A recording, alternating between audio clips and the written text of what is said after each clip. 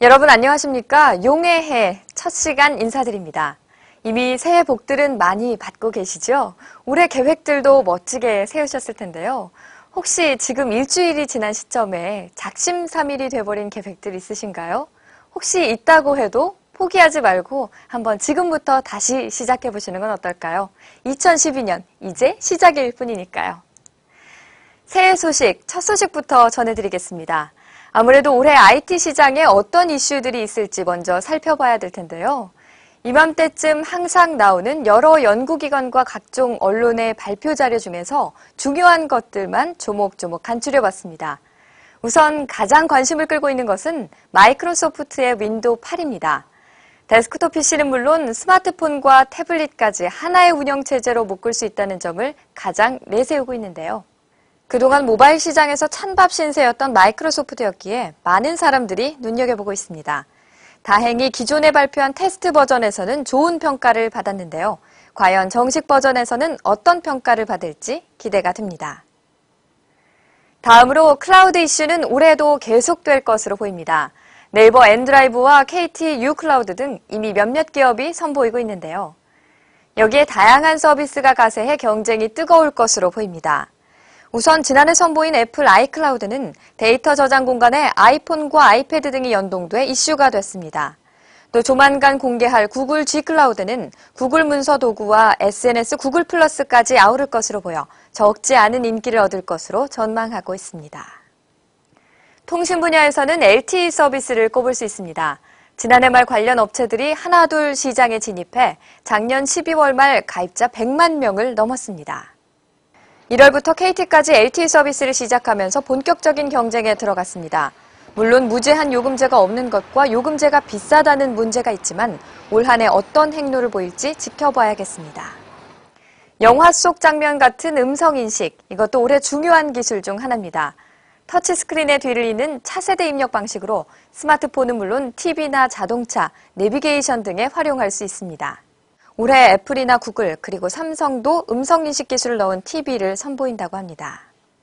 한국정보화진흥원이 발표한 올해 10대 IT 트렌드 전망에서도 클라우드와 스마트워크 그리고 스마트 디바이스 등 스마트라는 단어가 많이 보였는데요. 이처럼 올 한 해는 스마트한 기기와 서비스가 트렌드를 이룰 것으로 예측됩니다. 올 한 해 IT 시장이 얼마나 스마트해질지 연말에 한번 보자고요. 다음 소식입니다. 갤럭시와 아이폰, 스마트폰의 양대 산맥이라고 해도 과언이 아닐 텐데요. 소위 말하는 갤바와 애플바의 설전이 서울 한복판에서 있었다고 합니다. 이미 제품들이 나온 지 한참이 됐는데 이 시점에 그들이 왜 모였을까요? 직접 그 현장에 있었던 듬직한 이진 기자가 전해드립니다. 미래기획위원회가 애플 아이폰과 삼성 갤럭시 파워 유저들을 한자리에 모아 토론회를 개최했습니다. 아이폰과 갤럭시는 스마트폰 시장의 양대 산맥이기에 많은 사람들의 관심을 사고 있는 제품인데요. 미래기획위원회 곽순중 위원장은 일반 사용자 200여 명을 초청한 토론회 자리를 마련했습니다. 이번 행사를 통해 곽 위원장은 IT 생태계와 관련 일반 사용자들이 토론을 하다 보면 10년 뒤 우리나라의 미래를 개척할 수 있을 것이라는 취지를 밝히기도 했습니다. 본격 토론에 앞서 진행된 기조 발제에서는 모바일 생태계의 혁명을 이룬 애플과 시장의 새로운 퍼스트 무버로 변신한 삼성전자 간 경쟁이 앞으로 더 치열해질 것이라는 전망이 주요 포인트였습니다. 실제 아이폰 및 갤럭시 제품 사용자 간 패널들은 양사 제품에 대한 치열한 공방을 벌였습니다. 양측 패널들은 그동안 제품을 써보며 느낀 여러 가지 단점들을 사용자 입장에서 언급하며 공세를 이어갔습니다. 영화업계에 종사한다는 한 참가자는 아이폰 영화제는 있는데 갤럭시 쪽은 그러한 문화적 창조활동에 대한 노력이 부족해 아쉽다고 말했는데 이에 사회를 맡은 곽 위원장은 삼성전자도 갤럭시 영화제를 한번 개최해보면 어떻겠냐는 주문을 하기도 했습니다. 이번 행사를 주최한 곽 위원장은 콘텐츠와 소프트웨어가 정부 쪽에서도 청년 실업 해소 등의 매우 중요한 요소라 생각한다며 아이디어를 통해 모든 업체가 건강한 생태계를 만들어야 한다고 강조하며 이번 행사를 정리했습니다. 양 진영의 열띤 토론회가 벌어진 오늘 행사장에서 미래 사회의 청사진을 그려봅니다. 미디어잇 이진입니다. 요즘 정말 추우시죠? 따뜻한 아랫목과 따뜻한 호빵이 절로 생각나는데요. 겨울에 이야기하기엔 좀 생뚱맞지만 이 추위에 시원한 에어컨 소식 하나 전해드릴까 합니다. 바로 LG와 삼성이 추위가 한창인 정초부터 에어컨 신제품을 발표했는데요. 그 현장을 발바닥에 땀나도록 이리저리 누빈 이상훈 기자가 전합니다. LG전자와 삼성전자가 지난 4일과 5일 각각 2012년형 에어컨 신제품을 발표했습니다. 올해 에어컨 시장에서 LG전자는 4D 입체 냉방을, 그리고 삼성전자는 스마트 기능을 더욱 강조하고 있습니다. 창문을 통해 불어오는 시원한 바람이라는 컨셉을 내건 LG전자는 제품 하단에 매직 윈도우를 설치해 리얼 4D 입체 냉방을 구현했습니다. 매직 윈도우는 무드 라이팅 기능, 그리고 휘센 스마트 2.0 앱과 연계해 주요 에어컨 기능을 조작할 수 있는 매직 LCD 기능도 제공합니다. 두께 또한 작년 제품에 비해 100mm 가까이 줄였습니다. 삼성전자는 작년에 이어 원통형 디자인을 강조했습니다. 스마트 큐 앱을 통한 에어컨 조작이나 전력량 점검, 그리고 집 안을 모니터링할 수 있는 스마트 뷰 기능도 제공합니다. 또한 실내기와 실외기, 배관 연결 상태와 냉매량을 확인할 수 있는 자가 진단 시스템인 스마트 인스톨 기능도 제공해 소비자가 에어컨의 안전 상태를 직접 확인할 수도 있습니다. 이 밖에도 양사 모두 2012년형 에어컨에 2개의 냉각팬을 장착해 강력한 냉방 기능을 제공합니다. 또한 LG전자는 슈퍼 인버터 기술을, 그리고 삼성전자는 스마트 인버터 기술을 사용해 전력 사용량을 낮춰 전기료를 절감할 수 있다고 발표했습니다. 이처럼 에어컨의 기능이 다양해지고 더욱 스마트해진 만큼 소비자 가격도 올랐는데요. 양사 모두 최고급 모델의 경우 300만원대에서 500만원대에 달하는 제품을 선보이고 있어 지나치게 비싸다는 지적도 일고 있습니다.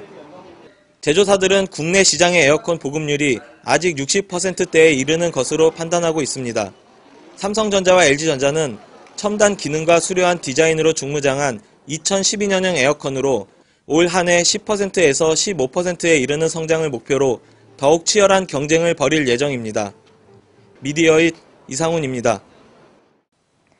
네, 이 추위에 에어컨 소식 전한 이상훈 기자 수고했습니다. 에어컨들을 보니 점점 스마트해지고 있는데요. 이러다가 저보다 더 스마트해지는 게 아닌가 모르겠습니다. 다음은 이 밖에 새해 첫 주에 어떤 일들이 있었는지 주요 소식 전해드립니다.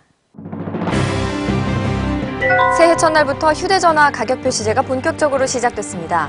가격 표시제는 불공정 거래를 막기 위해 판매업자가 통신요금과 분리된 휴대전화 가격을 정확히 표시해 판매하도록 의무화한 것인데요. 효과는 지켜봐야겠습니다. KT도 본격적으로 LTE 서비스를 시작했습니다. 가상화 기술을 적용해 빠르고 안정적인 서비스를 제공하며 이달 중으로 서울 전 지역에, 그리고 오는 4월까지 전국으로 LTE망을 확충한다고 합니다. 삼성전자는 갤럭시 S와 갤럭시 탭을 아이스크림 샌드위치 운영체제로 업그레이드하면 가용 메모리가 부족해 힘들다고 결론을 내렸습니다. 대신 해당 기기 사용자들에게 다른 혜택을 제공할 것이라고 밝혔습니다.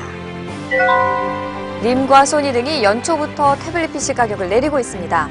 이는 애플의 태블릿 PC만큼 경쟁력을 확보하지 못한 상황에서 20만 원 이하 초저가 태블릿까지 나오면서 어쩔 수 없는 상황으로 국내 시장에도 영향을 끼칠 것으로 보입니다. 한국소비자원이 2011년 국민 소비의식을 조사한 바를 보면 소비 생활을 하면서 느끼는 가장 큰 문제는 비싼 가격과 유해 상품 판매, 그리고 허위 과장 광고 순으로 나타났습니다. 상품 구매 행태를 묻는 질문에는 주변의 사용 경험과 추천이라고 절반이 넘는 사람이 대답했고, 자신의 경험과 인터넷 정보가 그 다음으로 나타났습니다. LGU 플러스는 가계통신비 절감을 위해 만원대 초고속 인터넷 요금제를 선보였습니다. 사은품이나 현금 지급 등 소모적인 마케팅 경쟁을 하지 않겠다고도 선언했습니다. 이에 따라 LGU 플러스 이용자는 3년 약정 기준으로 월 19,000원에 인터넷을 이용할 수 있습니다. 전 세계 웹브라우저 시장에서 MS 익스플로러의 점유율이 50%대로 하락한 반면 구글의 크롬은 상승세를 타고 있다고 주요 외신들이 보도했습니다. MS의 점유율이 유독 높은 우리나라는 앞으로 어떻게 될지 궁금합니다. 인터넷 쇼핑몰 11번가에서 유통업계 최초로 자가용 경비행기를 판매한다고 밝혀 화제가 되고 있습니다. 개인 맞춤형 경비행기는 9,900만 원으로 주문 후 6개월 뒤에 수령이 가능하다고 하는데요. 어떻게 배달을 해줄지 궁금하네요.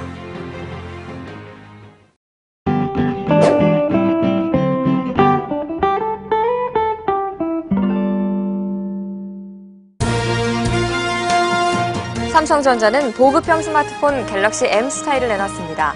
이 제품은 4인치 슈퍼 아몰레드에 9.9mm 두께의 슬림한 디자인과 메탈 소재를 적용했습니다. 300만 화소 카메라와 블루투스 3.0, 지상파 DMB를 장착했으며 국내 통신 3사를 통해 출시합니다.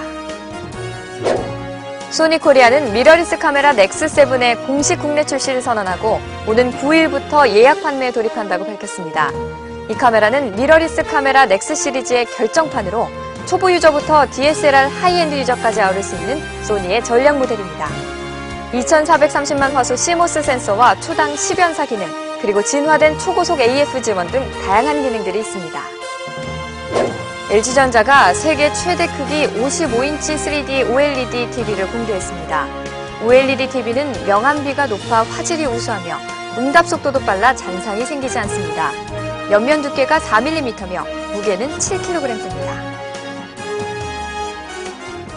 오늘 준비한 소식은 여기까지입니다. 해마다 새해가 시작되면 미국에서 열리는 국제전자제품 박람회 CES에 IT 업계뿐 아니라 많은 사람들이 주목을 하는데요. 저희 미디어잇에서도 여러분께 따끈따끈한 소식 전달해드리기 위해 기자들을 보냅니다. 다음 주에 쏟아지는 미쿡발 CES 소식 기대하셔도 좋겠습니다. 기자들이 취재 끝나면 제 선물도 사오겠죠? 한 주도 행복하시고요. 저는 다음 주에 찾아뵙겠습니다. 함께해 주신 여러분 고맙습니다.